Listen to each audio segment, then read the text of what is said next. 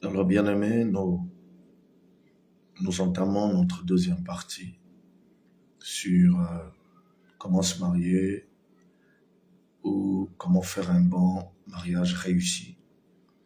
Nous avons déjà lancé la première partie qui a été très édifiante et bénissante.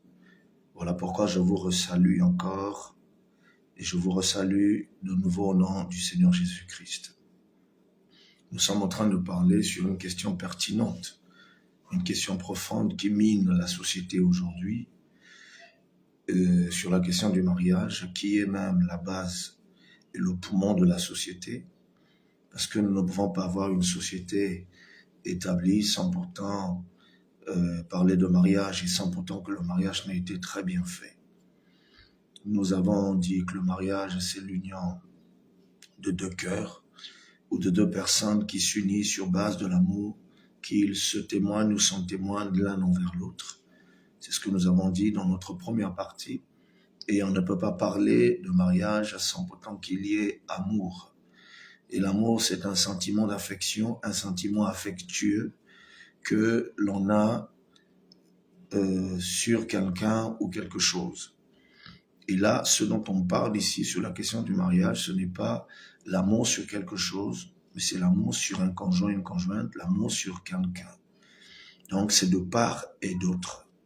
L'amour n'est pas seulement une attraction qui se tire d'un côté, une ficelle qu'on tire d'un côté, mais c'est une ficelle qu'on tire ou que l'on tire des deux côtés. Et le mariage est fondé sur deux personnes. C'est vrai qu'il y a une troisième qui intervient, l'auteur du mariage, qui est Dieu. Dieu, parce que c'est lui qui a fondé le mariage. Nous avons lu dans le livre d'Éphésiens, chapitre 5, où on nous a parlé de ce que la femme a droit de faire dans le mariage et de ce que l'homme a aussi droit de faire. Si je peux relire cela, Éphésiens chapitre 25, à partir des versets 22 jusqu'à 33, je veux prendre des parties parce que à l'introduction, à la première partie, nous avions déjà lu ceci. À partir des versets 22, il nous est dit « Femmes, soyez soumises à vos maris, comme au Seigneur, car le mari est le chef de la femme, comme Christ est le chef de l'Église, qui est son corps et dont il est le sauveur. Or, de même que l'Église est soumise à Christ, les femmes aussi doivent l'être à leur mari en toutes choses. » Et si je descends au verset 31, on dit « C'est pourquoi l'homme quittera son père et sa mère et s'attachera à sa femme, et les deux deviendront une seule chair. » Ceci n'est que la déclaration de Genèse chapitre 2, à partir du verset 24, où il est dit « C'est pourquoi l'homme quittera son père et sa mère, et s'attachera à sa femme, et ils deviendront une seule chair. » Donc l'apôtre Paul dans Éphésiens, chapitre 5, verset 31, n'a fait que répéter ce qui était au commencement. C'est pourquoi l'homme quittera son père et sa mère et s'attachera à sa femme et les deux deviendront une seule chair. Donc les deux se mettront ensemble dans l'intimité, les deux seront dans la même maison, sous le même toit, les deux dormiront ensemble sur le même lit, les deux se mettront en intimité. Quoique les corps seront toujours différents, la formologie de l'un et de l'autre, ils ne pourront pas s'unir physiquement, de chair corporellement, mais ils s'uniront de cœur, ils deviendront une seule personne et en intimité. Nous avons présenté les éléments et principes à respecter pour faire un mariage, un bon mariage et un mariage réussi. Puisque notre thème, c'est comment se marier ou faire un bon mariage réussi. Donc, le mariage est question de première importance. Le mariage est une question primordiale dont la réflexion doit aller dans les profondeurs de la sagesse, les profondeurs de l'intelligence et les profondeurs de la vie. nous avons dit les éléments et principes à respecter pour faire un bon mariage. Premièrement, nous avons parlé de la responsabilité spirituelle qui est la nouvelle naissance, le baptême du Saint-Esprit, la conversion. Parce qu'on ne naît que par le baptême du Saint-Esprit. On ne naît de nouveau que par le baptême du Saint-Esprit qui nous emmène à la conversion.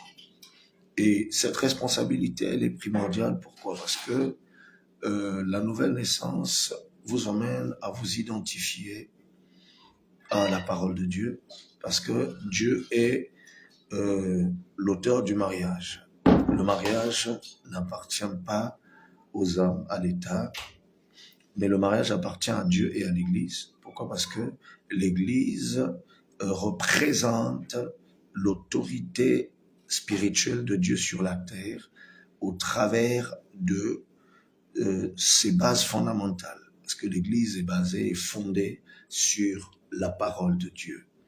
Voilà pourquoi on dit que la première étape ou le premier principe, c'est la responsabilité spirituelle, la nouvelle naissance. Pourquoi? Parce que Dieu a dit au couple, aux parents, on ne peut pas être parent si on n'est pas un couple, on ne peut pas être un couple si on ne s'est pas marié, on ne peut pas se marier si on ne sait pas aimer à la base, et on ne peut pas s'aimer si on ne s'est pas rencontré un jour. Et Dieu dit dans sa parole, parents, aimez vos enfants et enseignez-leur selon la parole du Seigneur. C'est ce que nous avons dit dans notre première partie. Parents, aimez vos enfants et enseignez-leur selon la parole du Seigneur. Donc tout parent est censé aimer leurs enfants au travers de leurs mots, mais en s'arrêtant pas seulement sur les mots, sur l'expression, mais au travers de leurs œuvres, leur attention, leur approche, leur orientation, leur autorité. Mais pour bien aimer vos enfants, vous devez connaître Dieu. Pourquoi? Parce que parents, aimez vos enfants et enseignez-leur selon la parole du Seigneur. On ne peut enseigner que ce que l'on connaît. On ne peut pas enseigner quelqu'un qu'on ne connaît pas ou quelque chose qu'on ne connaît pas. Donc il faudrait avoir rencontré Dieu, premièrement, comme étant votre Seigneur et votre Sauveur personnel. C'est très important parce que si vous vous mariez avec la connaissance de la personne de Christ, de la personne de Dieu, ça serait beaucoup plus facile que vous fassiez un bon mariage totalement réussi parce que votre mariage sera fondé sur la parole de Dieu et sur l'amour. C'est vrai qu'on ne se marie pas seulement par amour, mais on se marie par responsabilité. Donc il y a la parole de Dieu, il y a l'amour, il y a aussi la responsabilité. Voilà pourquoi nous prenons l'amour, la responsabilité, nous la marions à la parole de Dieu. Voilà pourquoi nous disons que le premier principe, c'est la responsabilité spirituelle, la nouvelle naissance, la conversion, parce que vous allez finir par rencontrer le diable sur votre chemin, vous allez rencontrer beaucoup d'obstacles, vous allez rencontrer des pressions, des tumultes, des incompréhensions, vous allez rencontrer le contraire de ce que vous avez pensé dans la vie conjugale. Mais ce qui pourra vous garder fixe ou pourra vous garder ensemble, c'est le fait que votre amour est fondé sur la responsabilité spirituelle, sur la parole de Dieu. Ça, je parle de ceux qui sont nés de nouveau. Normalement, c'est une question qui concerne l'humanité tout entière, parce que le créateur de toutes choses, c'est Dieu. Et le mariage appartient à Dieu, c'est lui l'instigateur, l'instaurateur. C'est Dieu qui a instauré le mariage. C'est pourquoi l'homme quittera son père et sa mère, s'attachera à sa femme et les deux deviendront une seule chair.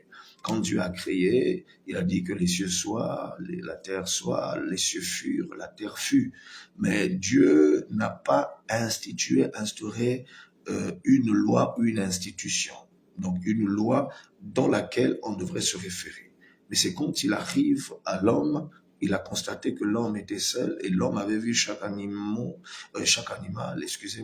deux selon son espèce, et l'homme a désiré quelque chose qui était au plus profond de lui. Donc on ne peut pas épouser une personne dont vous n'avez pas désiré.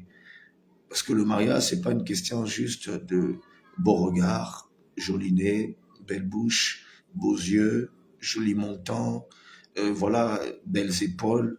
de part et d'autre, du côté de l'homme et de la femme.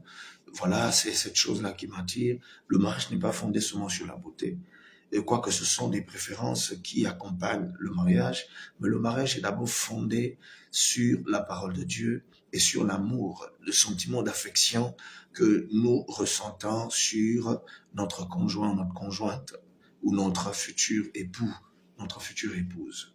La responsabilité spirituelle, secondo, deuxièmement, nous avons dit la responsabilité morale basée sur la sagesse et l'intelligence de la vie.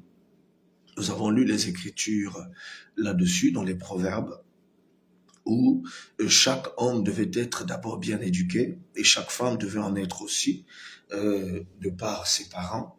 Et vous savez que ceux qui ont beaucoup plus d'influence dans l'éducation masculine des garçons, c'est le père, parce que ce sont les mêmes sexes. Donc il y a une expérience déjà vécue du côté de papa, du père, par rapport à l'appartenance sexuelle. Donc c'est un homme, c'est un masculin. Et maman, la mère, a beaucoup plus d'influence sur les filles par rapport aussi à l'expérience et l'appartenance féminine.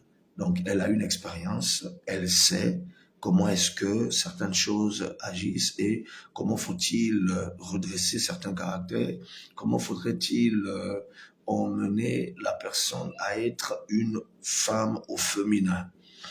Donc, la responsabilité est partagée. Il y a papa, il y a maman, donc le père et la mère, qui doivent placer une base fondamentale. Voilà pourquoi on a dit, parents, aimez vos enfants, enseignez-leur et enseignez-leur selon la parole du Seigneur. Donc, tout parent était censé connaître la parole de Dieu et connaître Dieu. Parce que vous ne pouvez pas enseigner ce que vous ne connaissez pas et celui que vous ne connaissez pas. Donc, il y a 4 éducations fondamentales. Vous avez l'éducation familiale, l'éducation scolaire, l'éducation spirituelle, l'éducation de la rue. Mais l'éducation spirituelle, j'ai fait exprès de dire d'abord familiale parce que vous venez d'une famille. J'ai fait exprès de dire scolaire parce que la famille vous envoie à l'école. J'ai fait exprès de mettre l'éducation spirituelle en 3e, mais je vais la ramener en 1er parce que pour aller à l'église, vous devez venir d'une famille, donc d'un foyer. Et 4e, l'éducation de la rue. Vous allez dans la rue parce que vous sortez d'une maison, donc d'un foyer, d'une famille. Mais à la base, l'éducation familiale doit être fondée sur l'éducation spirituelle. Ce dont nous, les pasteurs, nous jouons le rôle. Nous jouons un très grand rôle dans la société par rapport à tout ce qui se passe dans la société. Il faudrait qu'il y ait des éducateurs, donc des hommes qui doivent éduquer les masses, mais en éduquant, nous pouvons aussi ramener les gens à pouvoir prendre totalement position en dépouillant les œuvres mortes, l'esprit ou les esprits qui animent les gens à avoir des comportements. Donc, les esprits comportementaux. Il y a le comportement et les esprits qui animent. Donc, nous pouvons dépouiller les esprits qui peuvent être des envoûtements, des possessions démoniaques, qui peuvent être des influences, qui peuvent être aussi des héritages génétiques, des héritages de sang. Donc, les comportements que nous avons de la société sont liés aux héritages génétiques, donc la nature qui incarne la personne. Vous avez des envoûtements, des possessions démoniaques, mais vous avez aussi des influences de par le comportement des gens que nous fréquentons. Mais les pasteurs ont ce rôle parce que nous sommes des éducateurs de masse. Nous éduquons les masses, donc nous éduquons les parents qui ont été mal éduqués, nous éduquons la jeunesse qui est l'avenir de demain, nous éduquons ceux-là qui veulent affronter le présent et l'avenir. Donc, nous éduquons les masses, les sociétés. Voilà. Voilà pourquoi il faudrait que la responsabilité morale soit fondée sur le spirituel. Troisièmement, nous avons parlé de la responsabilité sociale. Ça, vraiment, j'ai eu à développer par la grâce de Dieu. Si vous suivez dans la première partie, c'est même énuméré, première partie, et on a mis le sujet, le thème. Nous avons parlé de la responsabilité sociale qui est fondée sur le travail ou l'activité lucrative. Quand on parle de lucrative, vient de lucratif. Lucratif, c'est l'exercice d'une action commerciale, d'une œuvre commerciale. Donc, quelque chose qui peut vous en procurer des fonds financiers, de l'argent. Parce que le travail procure le avoir, l'argent. On peut vous payer par rapport à votre contrat semestriellement, journalièrement, mensuellement, ou pour d'autres annuellement, par rapport au contrat signé. Donc le travail procure des fonds, le travail procure de l'argent, et aussi l'activité lucrative procure de l'argent. Donc ça, sur la responsabilité spirituelle, c'est partagé, nous avons dit, du côté de l'homme et de la femme. Vous devez naître de nouveau pour faire un beau mariage, puisque tout sera fondé sur la parole et sur l'amour. Deuxièmement, nous avons de la responsabilité morale. Ça, c'est les deux, l'homme et la femme. Il faudrait que la femme ait une bonne moralité, l'homme doit aussi en avoir. Parce que si vous n'avez pas une bonne moralité ou de bonnes moralités dans l'ensemble, ça serait la première et la deuxième guerre mondiale. Peut-être que vous atteindrez même la troisième guerre mondiale avant qu'elle ne vienne ou qu'elle n'explose. Donc vous comprenez déjà le langage. La responsabilité sociale, ça, la femme peut en faire partie ou pas. Elle a une certaine responsabilité sociale par rapport à l'accompagnement dans la vie de l'homme, par rapport à l'aide semblable qu'elle est. Mais elle n'est pas censée être responsable dans le cadre du travail ou de l'activité financière, l'activité lucrative, le commerce ou les affaires. Elle peut accompagner l'homme, elle peut avoir un travail aussi, elle peut avoir une activité. Mais pourquoi je dis que ce n'est pas toujours une exigence? Parce que ce n'est pas elle qui est le chef, qui est la première responsable ou le premier responsable. C'est l'homme. Parce qu'on peut épouser une femme qui ne fait absolument rien, mais elle va apporter quelque chose. Voilà. Donc, c'est l'homme qui va pour épouser, parce que la Bible dit, c'est pourquoi l'homme quittera son père et sa mère, s'attachera à sa femme. Donc, on ne peut pas être marié, ou on ne peut pas se lancer dans le mariage sans être responsable. Voilà pourquoi notre responsabilité, nous l'avons fondée sur la responsabilité spirituelle liée à la nouvelle naissance, la conversion, la responsabilité morale, donc avoir une bonne moralité, avoir été bien éduqué, donc spirituellement et aussi physiquement, intellectuellement, voilà, la responsabilité sociale, le travail, l'activité. Un homme qui veut s'engager doit être un travailleur.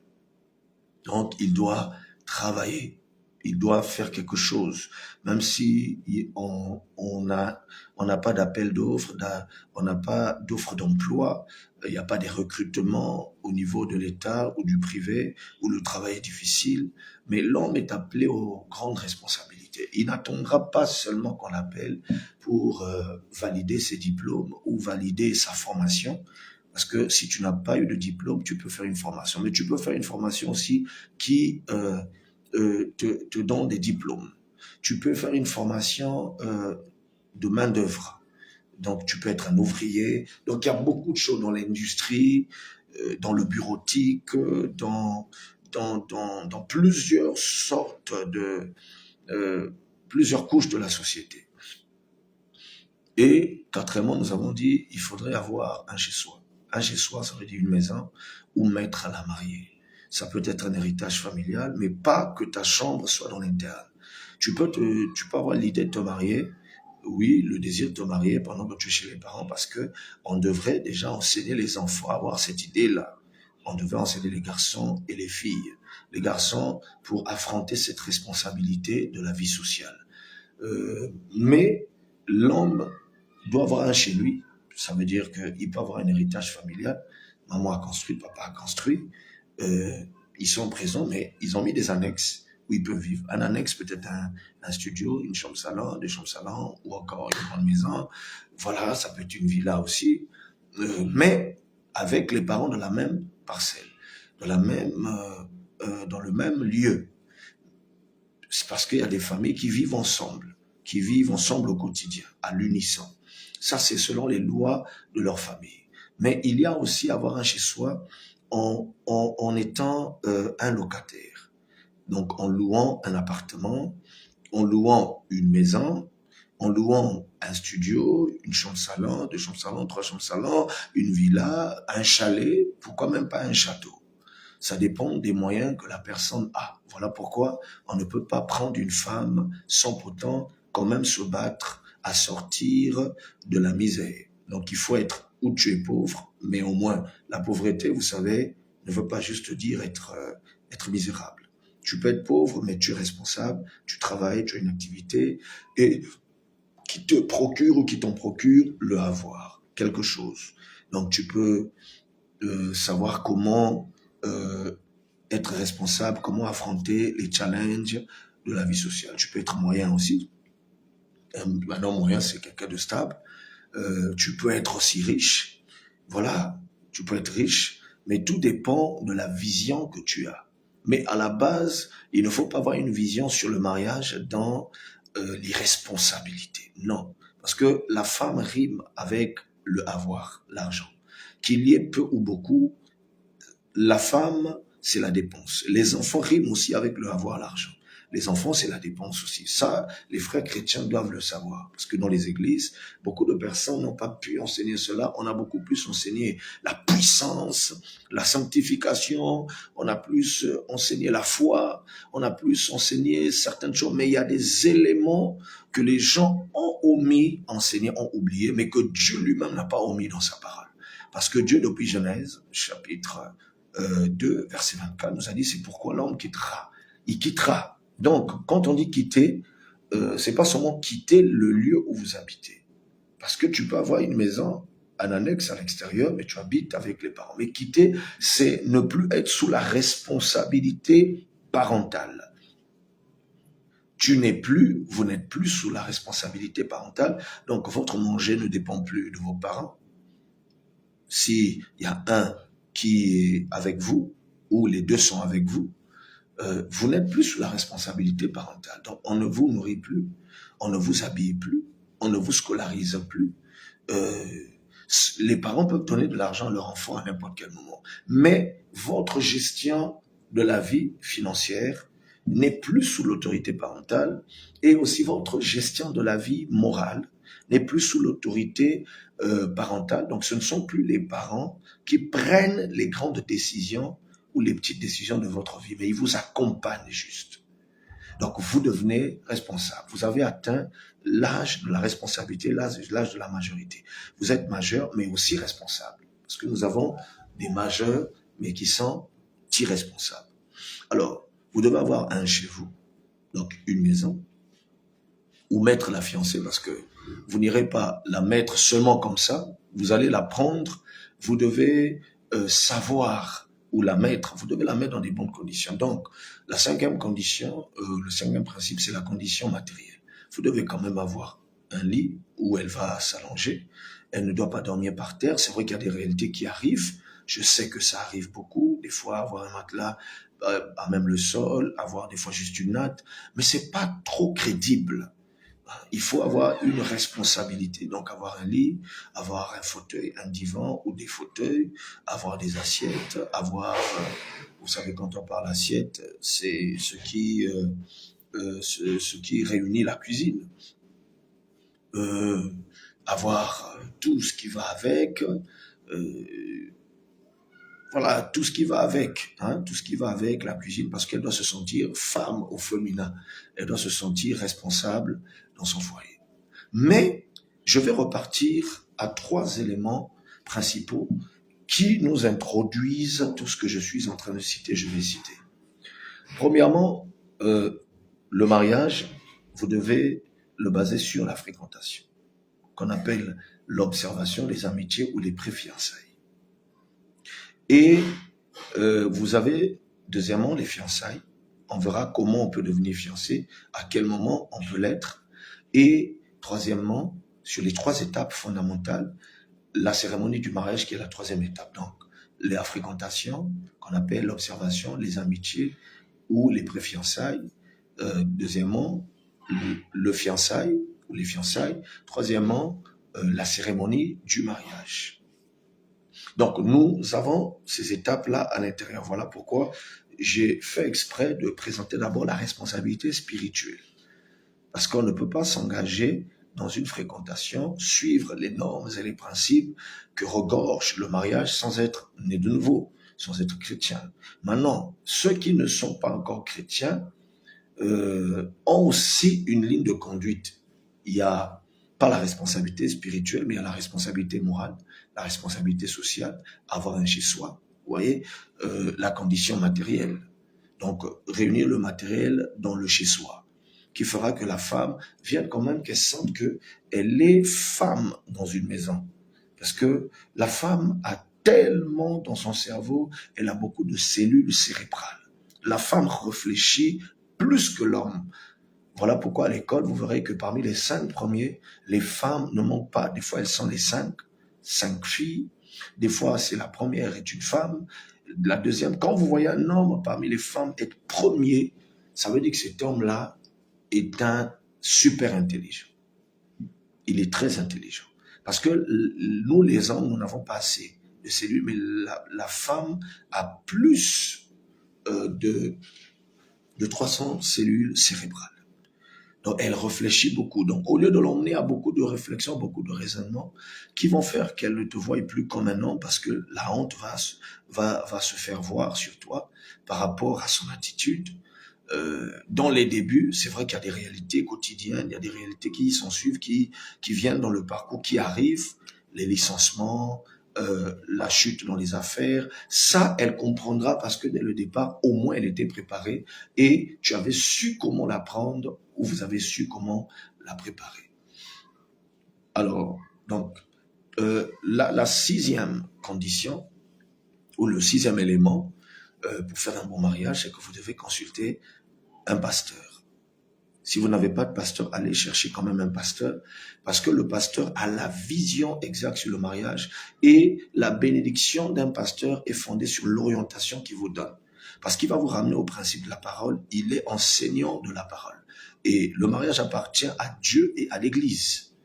L'état civil accompagne juste, les familles ne font que ce que dit la Bible, et même sous les cieux, sur toute la terre, toutes les nations, toutes les républiques, tous les royaumes, toutes les religions, toutes les traditions et coutumes suivent ce que dit la parole parce qu'au commencement était la parole. Sur la question du mariage, même si sur les questions de doctrine, les questions salutaires, on ne suit pas la même chose sur les principes de vie dans l'ensemble, mais sur le principe de base qui est le mariage, vous verrez que presque partout, on suit ce que dit la parole de Dieu. C'est pourquoi l'homme quittera son père et sa mère, s'attachera à sa femme.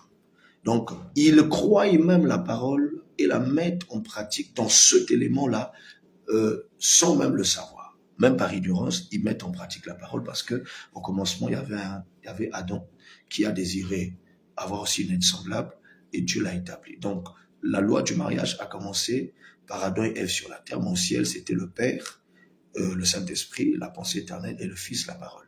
C'était un lien, un mariage qui a emmené le commencement. Et au commencement, Adam et Dieu avaient une relation qui était très intime, donc une relation spirituelle, mais dans le monde physique, cette relation devait se manifester par Adam et Ève. Donc il y avait un homme et une femme. Il n'y avait pas un homme et un autre homme. Il n'y avait pas un homme avec un animal, il n'y avait pas un homme avec un arbre, comme on voit aujourd'hui, certains naturalistes qui se marient avec de la végétation, avec des arbres, il y a de ceux qui se marient homme-homme, donc les mariages homosexuels qui sont légalisés par les États, ça c'est du diable, ça n'a rien à voir avec les normes de la moralité, les normes de la parole, c'est de l'envoûtement, ce sont des portes d'ouverture pour que le monde des ténèbres opère facilement, donc ce sont des lois occultes, des cultes des dieux étrangers qui se faisaient depuis l'époque et qui refont surface aujourd'hui en ces derniers jours. Donc, vous avez le pasteur, parce qu'il faut le consulter. La Bible dit dans 2 Chroniques 20, si je peux le lire, 2 Chroniques, chapitre 20, verset 20, où il nous est dit ceci.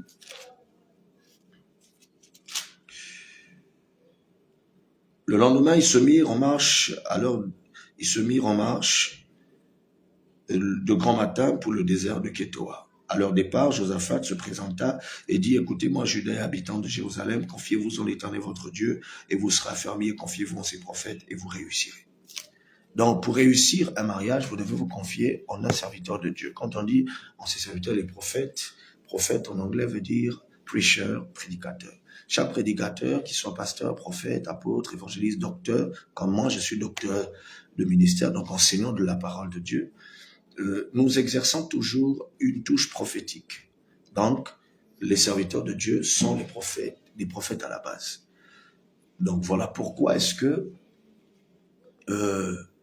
vous devez consulter un serviteur de Dieu. Même quand vous êtes profane, vous êtes païen, allez chercher un serviteur de Dieu pourvu de pouvoir bénir votre mariage et vous orienter. Il peut savoir comment briser certaines alliances, il peut savoir comment vous conduire.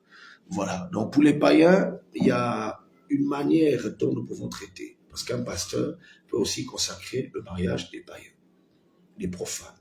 Donc dans l'histoire de l'Église, le prophète William Branham en a fait. Il a aussi imité les autres qui étaient avant lui. Parce que le mariage appartient à Dieu. Donc tout le monde a droit de se marier, qu'il soit chrétien ou pas.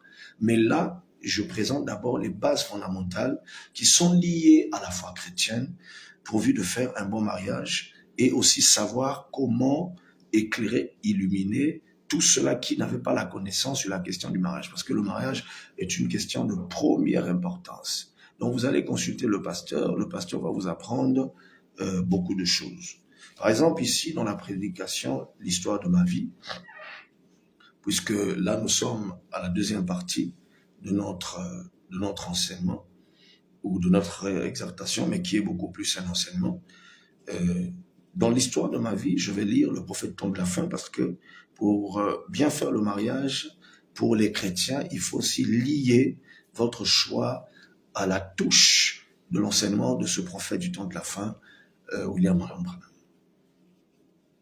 Dans une de ses prédications, l'histoire de ma vie, prêchée le 19 avril 1959, la page 21, paragraphe 1, il dit « L'une des meilleures choses que Dieu puisse donner à un homme est une épouse en dehors du salut. Une femme est la meilleure chose si c'est une femme droite. » Est-ce que vous comprenez cela? Si c'est une femme droite. Voilà pourquoi il nous faut les principes que nous sommes en train de présenter. Je répète. L'une des meilleures choses que Dieu puisse donner à un homme est une épouse en dehors du salut, en dehors de la vie éternelle. L'une des meilleures choses que Dieu donne à un homme, c'est une épouse. À une femme, c'est un époux. Une femme est la meilleure chose si c'est une femme droite. Ça veut dire que dans le mariage, la femme joue un grand rôle. Voilà pourquoi la Bible l'appelle une aide semblable. Elle joue un rôle primordial, un rôle de première importance. Si c'est une femme droite. Vous voyez, on commence là, dans Éphésiens chapitre 5, verset 22, Dieu dit, femmes, soyez soumises à votre mari. Donc, il commence d'abord à faire quoi? À dicter sa loi à la femme. Voilà. Il commence d'abord à parler à la femme parce que la femme peut changer un homme. Mais il est difficile, et je dirais même impossible, à un homme de changer une femme. Pourquoi? Parce que entre les deux, la personne qui va beaucoup plus vers l'autre, c'est l'homme. Vous voyez? La femme peut faire changer l'homme de décision. Mais il est difficile à un homme de faire changer la femme de décision parce que les cellules cérébrales de la femme réfléchissent tellement trop qu'elle doit sentir une attraction intérieure avant qu'elle ne dise oui. Voilà pourquoi quand vous avez même des filles et des garçons, les garçons se soumettent beaucoup plus vite, mais les filles, vous allez vous voir que elles, même pour te donner la réponse lorsque tu lui poses une question, elle réfléchit beaucoup. C'est très difficile. Vous allez vous poser la question, vous allez même vous fâcher. Mais pourquoi? Tu es impoli? Non, c'est la constitution de la femme. Elle fait ce qu'elle ressent de l'intérieur. Or, nous les hommes, nous pouvons même épouser une femme par pitié. Et une femme, il est très difficile qu'elle accepte un homme par pitié. Voilà pourquoi même quand l'homme a investi de l'argent pour la soutenir dans les études, vous allez voir qu'à un niveau donné, elle prendra une décision qui sera peut-être draconienne, qui va briser le cœur, qui va choquer celui qui l'a soutenu, l'homme, mais elle sera dans l'obligation de le faire parce que la femme ne fait pas des choix par sentiment, mais elle fait des choix par conviction. Ça, il faut le savoir. Or, nous faisons des choix par sentiment, par pitié, mais la femme fait des choix par conviction intérieure. Voilà pourquoi on dit, si c'est une femme droite. Si ce n'est pas le cas, seulement on dit une épouse est un joyau sur la couronne d'un homme. Et une femme dépravée ou une femme mauvaise, c'est l'eau dans son sang. C'est vrai. C'est la pire chose qui puisse arriver. Ainsi, une femme bonne. Si vous avez reçu une bonne épouse, frère, vous devez la respecter du mieux que vous le pouvez. C'est vrai. Vous devriez faire cela. Une femme vraie. Donc, il y a peu de femmes vraies. Voyez-vous, peu de femmes vraies. Je peux prendre le livre des Proverbes. Proverbes à partir du chapitre 31. Donc, le dernier chapitre des Proverbes. Proverbes chapitre 31. À partir des versets 10. Vous allez voir jusqu'à 31, on présente un schéma de la femme ou du genre de femme qu'un homme a droit d'épouser. Écoutez ça. Au verset 10, on dit, qui peut trouver une femme vertueuse? C'est une question, comme on dit en anglais, question. C'est une question. Et la Bible, elle, lorsqu'elle pose une question, sachez-le que dans la Bible, ce saint manuscrit, il y a la pensée de Dieu écrite. La pensée inspirée de Dieu, mais qui est écrite dans ce manuscrit. Donc, qui est gravée pourvu de nous servir de boussole. Pour nous servir de guide et d'orientation. On dit, qui peut trouver une femme vertueuse? C'est une question, il y a un point d'interrogation. Ça veut dire un point de réflexion. Elle a bien plus de valeur que les pères. Donc, pas seulement une femme, mais une femme vertueuse, c'est une femme qui est remplie de vertu, c'est une femme au féminin. Donc, c'est une femme qui est remplie de qualité. Or, les femmes de qualité en ces derniers jours sont devenues très, très rares. Très, très rares. Ça devient comme si tu étais en train de chercher une aiguille dans une boîte de foin.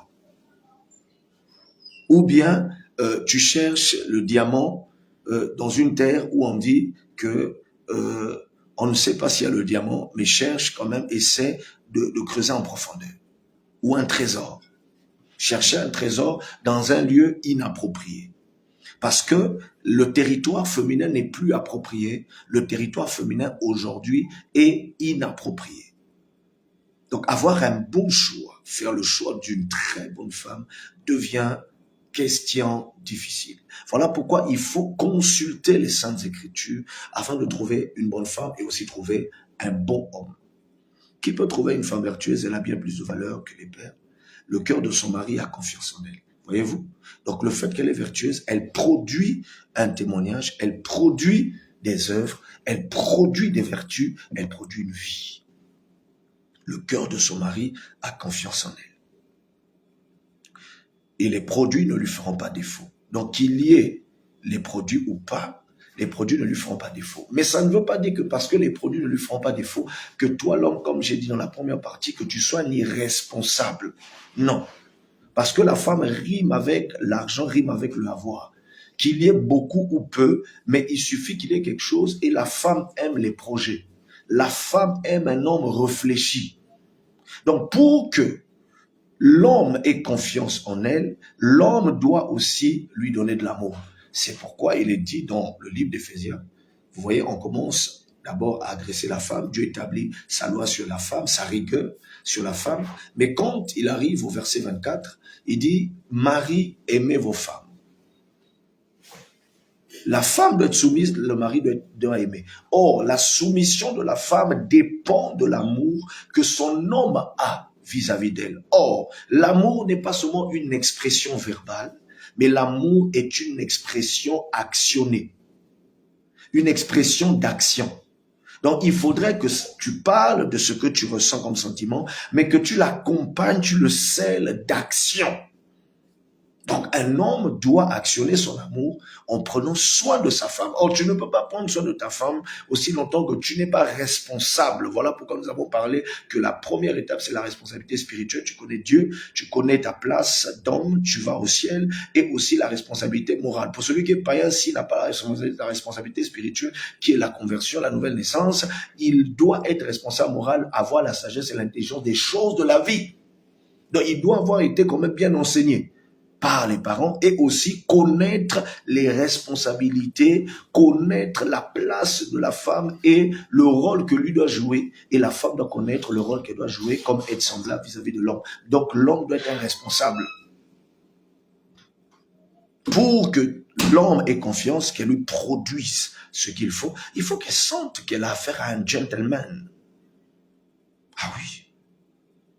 Le cœur de son mari a confiance en elle et les produits ne lui feront pas défaut. Elle lui fait du bien et non du mal. Ah, le genre de femme qu'il faut prendre. Or, pour savoir qu'elle va te faire du bien et non du mal, on dit, et non elle lui fait du bien et non du mal tous les jours de sa vie, il faudrait que tu lui aies fréquenté. Tu aies eu à l'observer. Or, pour arriver à la fréquentation, il faut passer par le pasteur, qui est la 6e étape, et le pasteur va t'envoyer, puisqu'il t'enseigne, il t'envoie vers les parents. Donc, la 6e étape relie les pasteurs et les parents, ou le pasteur et les parents. Et les parents, nous savons tous que c'est d'abord le père. Maintenant, si le père n'est pas là, que c'est maman qui a élevé son enfant, maman, tu iras voir la mère, mais la mère va faire appel à un oncle paternel, pour nous qui vivons en communauté, ou bien il va faire appel à qui? À son frère. Donc son frère, qui va jouer le rôle d'autorité masculine. Tu vas vers eux. Donc, c'est aux parents de dire oui, parce qu'il y a la demande de la fréquentation et il y a la demande de la main. Donc, la demande du mariage qui vous fait entrer dans les fiançailles, mais les fiançailles sont à la fin des fréquentations. Parce que dans la fréquentation, vous allez apprendre à vous connaître, vous allez connaître son comportement, son caractère. Elle aussi de même va apprendre à vous connaître. Vous allez connaître les antécédents familiaux. Vous allez aussi apprendre à connaître ses antécédents familiaux, comment est le caractère de sa famille et tout ça, de quelle famille sont-ils, parce qu'il y a des familles de meurtriers, tu ne vas pas aller rentrer là-bas, il y a des familles colériques, il y a des familles qui injurient du matin au soir, il y a des familles brutales, il y a des familles vulgaires, il y a des familles mal éduquées, et il y a aussi les antécédents familiaux dans le cadre du génétique. Donc, de quel groupe de sang est cette femme ou cet homme? C'est très important parce que faut pas qu'on mette au monde des enfants qui vont subir parce que il y a des maladies déjà dans votre sang. Un partiel et un autre partiel, quand ils se mettent ensemble, à la fin, ça va créer quoi? Ça va créer un drépano total. Je suis pas contre les drépanos. Vraiment, je les aime bien. Mais il ne faut pas que ces enfants-là viennent subir. Parce que vous, les parents, vous ne serez pas heureux. Tout le temps, il faut faire des tours à l'hôpital et l'enfant aura des douleurs dans ses organes, douleurs dans ses membres. C'est très difficile souffrir de cette maladie-là. Alors, il faudrait voir, il faut connaître tout ça. Voilà pourquoi ça nécessite des examens, beaucoup de choses. Mais avant d'arriver aux examens, puisque les examens, c'est avant le vœu de promesse, qui vous introduit dans le fiançailles et qui vous marie devant Dieu et qui sera accompagné de l'honneur que tout le monde doit donner à ce mariage en rassemblant la famille pour faire la cérémonie du mariage. Donc, les pasteurs et les parents doivent travailler ensemble. Il ne faut pas qu'ils soient guégués.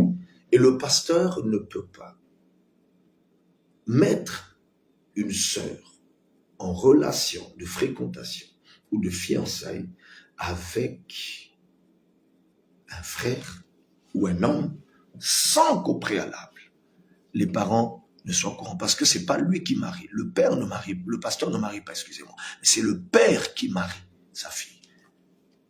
Dans le livre de Deutéronome, chapitre 30. Le père, c'est celui-là qui marie. Pas Deutéronome, excusez-moi, Nombre 30. Nombre, chapitre 30, verset 2 au verset 8.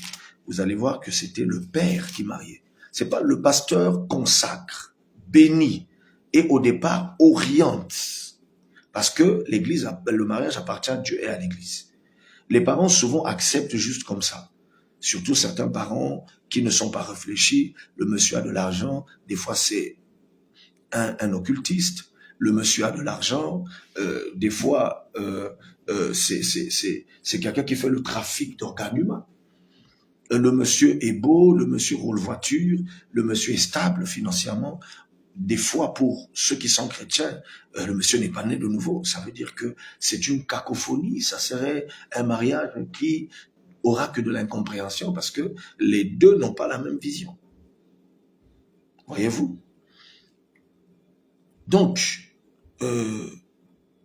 ce qu'il faudrait faire, c'est quoi? Dans Nombre 30, verset 2 à 8, nous lisons cela ensemble. Nombre 30, verset 2 à 8, on dit, Moïse parla au chef des tribus des enfants d'Israël et dit, voici ce que l'Éternel ordonne. Lorsqu'un homme fera un vœu à l'Éternel et un serment pour se lier par un engagement, il ne violera point sa parole, il agira selon tout ce qui est sorti de sa bouche.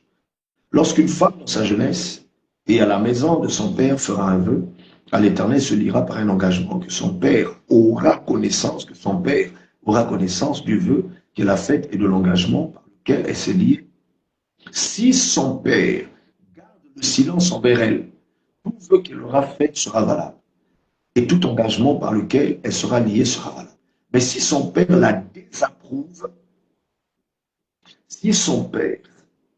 désapprouve, le jour, tous ses vœux et tous les engagements par lesquels elle se sera liée n'auront aucune valeur. Et l'Éternel lui pardonnera parce qu'elle a été désapprouvée de son père. Lorsqu'elle sera mariée après avoir fait des vœux ou s'être liée par une parole échappée, bon, là dans la suite, ça concerne lorsqu'elle sera mariée. Et vous voyez, donc c'est le père qui marie sa fille, c'est le père qui a droit de dire oui ou non. Ce n'est pas le pasteur. Si le père accepte que son enfant se marie avec un païen, voyez-vous, là si j'essaie de dire elle a le droit de se marier, ça va créer beaucoup de choses. Mais elle aussi a le droit de dire un mot vis-à-vis de son père, parce que le mariage, pour faire, ce n'est pas une dictature. Il faut consulter la concernée. Si elle est chrétienne, elle dira non, papa. Il ne partage pas la même foi que moi. Alors, elle sera dans l'obligation d'avoir la foi, de ne pas être oppressée lorsqu'elle remarquera que l'âge avance. Parce qu'elle a la foi, elle a pris position à la parole. Dieu aussi prendra position pour elle. Et dans Hébreux, chapitre 7, je crois qu'on en parle aussi. C'est le Père qui fait le choix. Alors, mes amis, vous voyez, donc il faut consulter le pasteur et le pasteur oriente vers le Père. Et les pasteurs et les parents doivent travailler en connivence. C'est très important. Le paragraphe, je dis même le paragraphe, le septième principe, le septième élément, c'est le caractère de la femme. Alors, lorsque les parents acceptaient que vous puissiez vous fréquenter, le pasteur a dit son mot et il a envoyé vers les parents ont dit oui. Si les parents disent non et que le pasteur dit, moi de mon côté j'accepte, et qu'il veuille qu'il soit en fréquentation, cette fréquentation est un désordre parce que c'est le père qui marie sa fille. Ça, il faut qu'on le sache. Souvent, les églises pensent que c'est nous qui marions. Non, nous on accompagne, on oriente, on consacre, on bénit. C'est ce que nous avons le droit de faire. Donc, on ramène à la parole et on détourne la bénédiction pourvu qu'il y ait une approbation. Mais les parents aussi bénissent d'abord, parce que c'est eux qui ont engendré leur enfant. La septième étape, c'est le caractère de la femme ou de l'homme. La personne que vous épousez peut vous rendre compte de son caractère. Or, pour se rendre compte de son caractère, il faudrait que vous puissiez prendre le 8e principe, la 8e étape, qui est la réflexion profonde pour l'avenir. Donc, marier la 7e étape et la 8e, la réflexion profonde. C'est à ce moment-là que vous allez connaître le caractère de la personne parce que vous la fréquentez déjà. Donc, vous avez fait la demande de la fréquentation, les parents ont accepté et le pasteur a accepté. Le pasteur peut dire, la sœur Intel est liée aujourd'hui en fréquentation fraternelle, mais ce n'est pas lié au mariage, ni aux fiançailles. Parce qu'il faut quand même qu'on s'amène. Mais les fréquentations peuvent aboutir au mariage, aux fiançailles d'abord, ou pas. Ce sont les fiançailles qui aboutissent au mariage s'il y a l'honnêteté et la sincérité. Mais s'il n'y a pas la sincérité dans les vœux de promesse qui vous ont fiancé et marié devant Dieu, on peut briser cela parce que d'un côté, une personne n'était pas honnête ou des deux côtés si on essaie de regarder dans le sol. Voilà pourquoi ne faites pas des mariages sans pourtant consulter les pasteurs et les parents. Ne faites pas des fréquentations sans consulter les pasteurs et les parents. Ne le faites pas. Parce que vous êtes novice dans cette affaire. Vous êtes emporté par l'attraction du sentiment que vous ressentez. Or, le sentiment doit être éprouvé. Et la valeur d'un sentiment ou des sentiments, c'est lorsque le sentiment est éprouvé ou les sentiments sont éprouvés. On doit éprouver les sentiments. Les parents doivent éprouver par rapport à la sagesse et à la connaissance qu'ils ont de la vie, l'expérience qu'ils ont et l'éducation qu'ils ont donnée à leur enfant. Le pasteur doit éprouver à la lumière de la parole et selon la doctrine fraîche.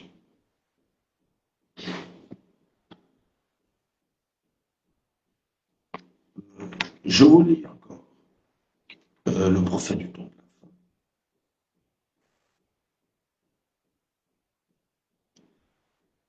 Dans la prédication, question-réponse numéro 2, chez le 29 août 1964, page 9, paragraphe 39, la question numéro 36. On lui pose la question, dit très urgent, frère Branham, sachant que le temps tire à sa fin et que l'éternité prend place, que conseillerez-vous à un couple qui projette le mariage? Il répond, il dit, allez de l'avant et mariez-vous. Voyez-vous, continuez simplement comme si vous alliez vivre encore une centaine d'années sur cette terre. Allez tout simplement de l'avant, gardez vos cœurs fixés sur Christ et non sur les choses du monde. Voyez-vous, allez-y, mariez-vous, enfants, que Dieu bénisse votre mariage. Mais pour entrer là, caractère, et ce caractère ne peut se connaître que par la révélation profonde que vous avez directe de Dieu. Dans le mariage et divorce, chez le 21 février 1965, paragraphe 285, il dit, ce que Dieu a uni, qu'aucun homme ne le sépare. Ce que l'homme a uni. Ce que Dieu a uni. Quand vous avez une révélation directe de Dieu comme quoi c'est là votre femme et vice-versa, c'est là votre pour le reste de la vie. Voyez-vous? Cette révélation, vous la recevez pendant que vous êtes dans les profondeurs de la réflexion. C'est la 8e étape. Vous voyez le caractère de la femme aussi voit le caractère de l'homme. Et la 9e étape, le 9e principe, le 9e élément, c'est la prière en profondeur jusqu'à l'exaucement. Vous réfléchissez parce que ce dernier